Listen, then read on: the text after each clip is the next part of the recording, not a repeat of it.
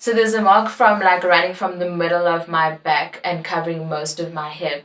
And that was as a result of me being burnt by pool acid.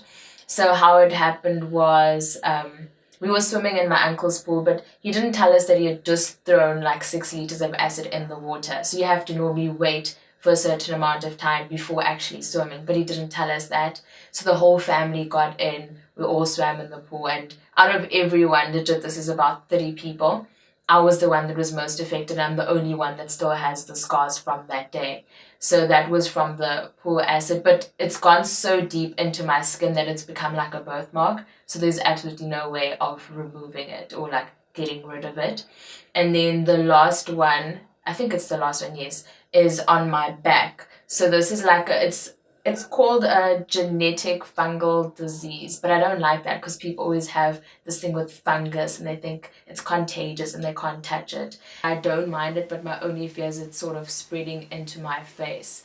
And I noticed that it starts spreading more when I'm more stressed, and it becomes more white the more I get stressed. So it sort of makes sense as to why this time during exam period it would become more prominent.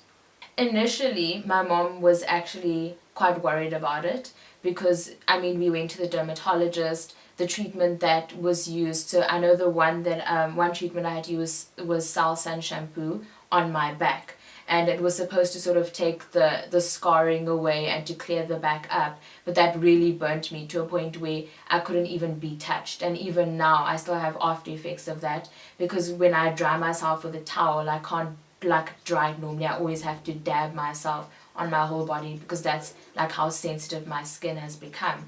The relationship that I've formed with it was always trying to give symbolic meanings to the scars that I have, and in particular this one, when I found out it was in the shape of wings, I felt like maybe when it became whiter when I was more stressful, that this was a time where God was more prominent in my life. So the white, it became the more dominant it was, and I felt like the more dominant God was in my life during that period.